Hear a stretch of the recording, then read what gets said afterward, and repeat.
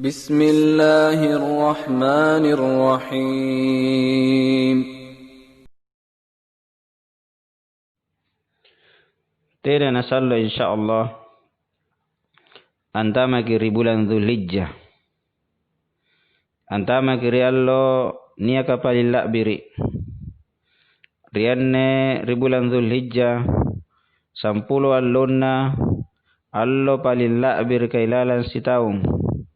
Kamma todon ribulan Ramalanga ya miantu risampulo terakhirna bulan Ramalanga bangi palilla biri.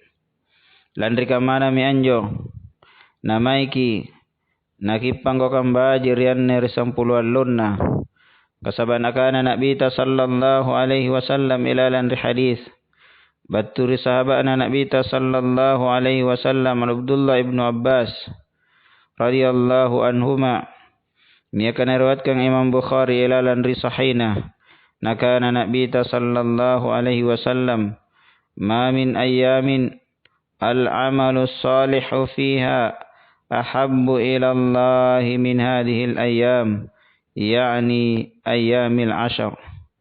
Tena allo appanggo kang baji ka appanggo kang solea amal solea rianju allu-allua labina cintai labina ngai karena Allah subhanahu wa ta'ala daripada anne allu-allua ayami antu ayyamil ashar 10 allonna ribulan Dzulhijjah.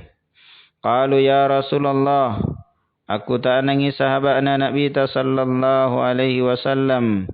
Mangeri Rasulullah ya Rasulullah, walal jihad fi sabilillah. Mana pun jihad fi sabilillah? Qala najawab ki Nabi ta, walal jihad fi sabilillah. Mana pun jihad fi sabilillah illa rajulun kharaja bi nafsihi wa malihi.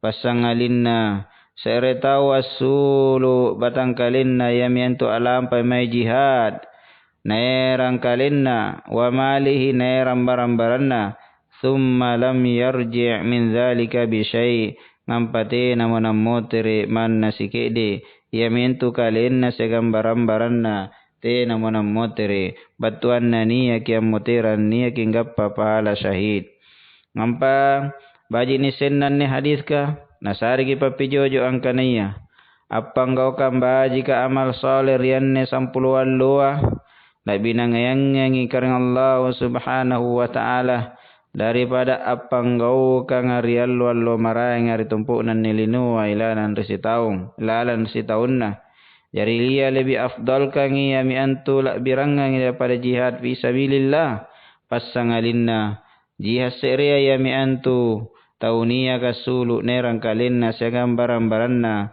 ngampate nawana motere anne kekhususanne mentu nikanaya jihad sisalai jihad marainga kasabak jai panggau kang amalang nirekengi jihad fi sabilillah jari maiki nakipak matu baji kianne alloa nakip panggau kan zikiri kipaka jai zikir ka azi berzikir kamari Allah Ta'ala apa saya ammaca kurang asidakka siagam panggau kang marainga naki niak kang ikhlas porwan nyomba mangir karena Allah subhanahu wa ta'ala ikhlas tena maraim pahala ki harapkan batur karena Allah subhanahu wa ta'ala naki contoh ya mi antu apa ni akan contohkan Nabi ta sallallahu alaihi wasallam apalagi njori alloa iya mi antu ni allo palilla birinaka Nabi ta sallallahu alaihi wasallam